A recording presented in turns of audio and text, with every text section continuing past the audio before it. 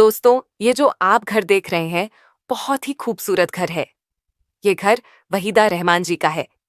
वहीदा रहमान जी इसी घर में रहती हैं। उनका घर मुंबई में स्थित है। ये शानदार बंगला वहीदा रहमान की का है।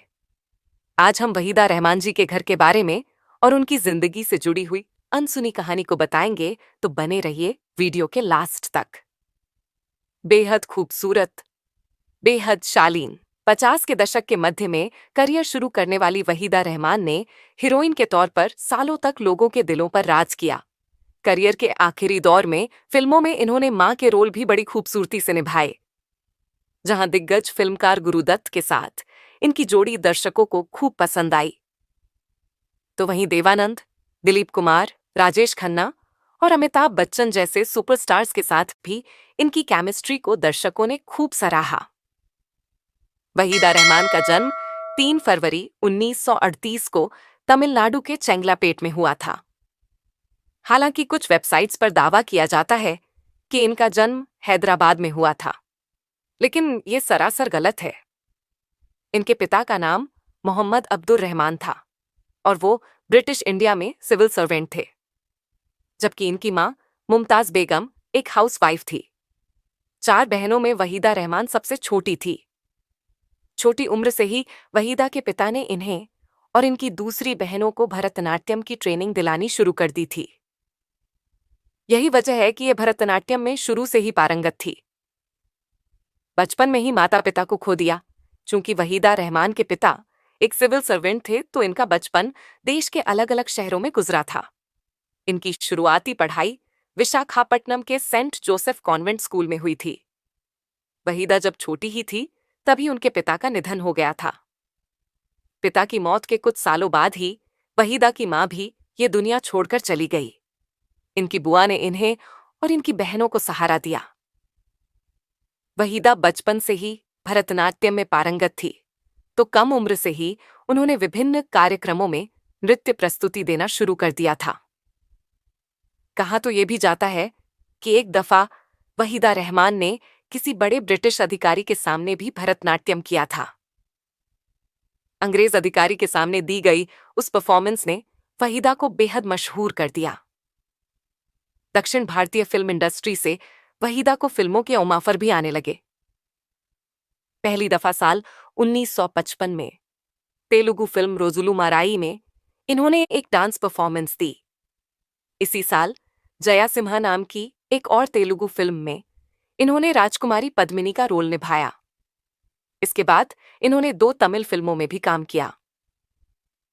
वहीदा की पहली फिल्म रोजुलू मराई की सक्सेस पार्टी में पहली दफा गुरुदत्त ने इन्हें देखा। ये वहीदा रहमान का डांस ही था जिसने महान फिल्मकार गुरुदत्त को इनकी तरफ आकर्षित किया था। गुरुदत्त इनके डांस से इतना प्रभावित हुए कि उन्होंने अपनी फिल्म सीआईडी में इन्हें देवानंद के अपोजिट लीड रोल में कास्ट कर लिया। अपनी पहली ही हिंदी फिल्म में वहीदा रहमान ने कमाल कर दिया। देवानंद के साथ इनकी जोड़ी को दर्शकों ने खूब सराहा। वहीदा पहली ऐसी अभिनेत्री थी जिनकी डेब्यू फिल्म को इतना ज्यादा पसंद किया गया था। अगले साल गुरुदत्त ने इन्हें अपनी फिल्म प्यासा में अपनी हीरोइन बनाया।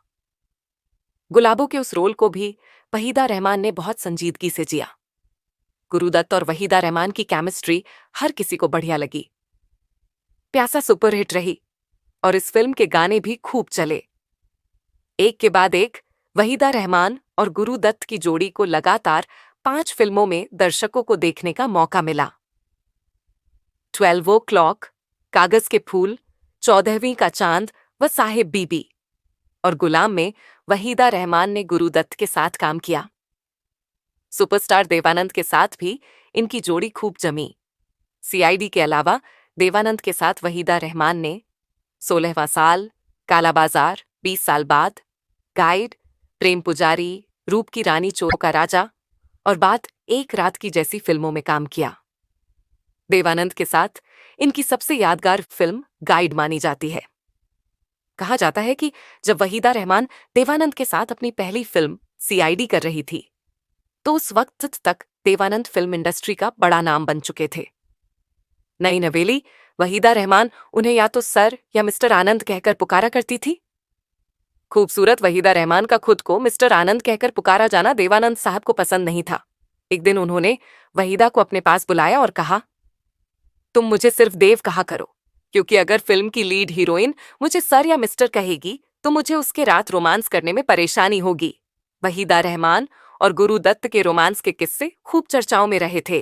कहा जाता है कि ये वहीदा ही थी जिनकी वजह से गुरु दत्त और उनकी पत्नी गीता दत्त का रिश्ता खराब हुआ और आखिरकार टूट गया। हालांकि वहीदा रहमान ने कभी भी अपने और गुरु दत्त के रिश्ते के बारे में कोई बात नहीं की। यानी ना तो उन्होंने कभी स्वीकार किया कि वो गुरु दत्त के साथ रिश्ते में थी और ना ही कभी इससे इनकार किया। गुरुदत्त साहब की जब मौत हुई तो कई लोगों ने उनकी मौत को खुदकुशी बताया था। गुरुदत्त की मौत के सालों बाद वहीदा रहमान ने एक इंटरव्यू में उनके बारे में बात करते हुए कहा था कि उन्हें नहीं पता कि गुरुदत्त ने खुदकुशी क्यों की। लोग कहते हैं कि अपनी फिल्म कागज के फूल के फ्लॉप होने के चलते गुरुदत्त डिप्रेशन में रहते थे, लेकिन कागज के फूल के बाद तो उन्होंने 14वीं का चांद बनाई थी, जो कि सुपर डुपर हिट रही थी। उस इंटरव्यू में वहीदा जी ने यह भी बताया था कि गुरुदत्त साहब ने उनके साथ 3 साल का कॉन्ट्रैक्ट किया था, लेकिन इस कॉन्ट्रैक्ट में वहीदा रहमान ने यह शर्त डलवाई थी कि वो सिर्फ वही कपड़े पहनेंगी जो उन्हें पसंद आएंगे। उन पर किसी खास तरह के कपड़े पहनने का दबाव नहीं बनाया जाएगा। बकौल वहीदा, उन्होंने कभी अपने जीवन में स्लीवलेस ब्लाउज तक नहीं पहना। ऐसे में वो नहीं चाहती थी कि किसी फिल्म में डायरेक्टर उन्हें कम कपड़े या फिर बिकिनी पहनने के लिए कहे या उन पर दबाव बनाए। हर बड़े स्टार के साथ बनी वहीदा रहमान की जोड़ी। जब वहीदा रहमान गुरुदत्त से अलग हुई तो उन्होंने महान फिल्मकार सत्यजीत रे के साथ काम करना शुरू किया। सत्यजीत रे के साथ उन्होंने पहली दफा अभिजान नाम की एक बांग्ला फिल्म में काम किया था। अपने दौर के हर बड़े सुपरस्टार के साथ वहीदा रहमान ने काम किया था। और इत्तेफाक की बात यह है कि हर स्टार के साथ इनकी किसी न किसी फिल्म ने सफलता हासिल जरूर की।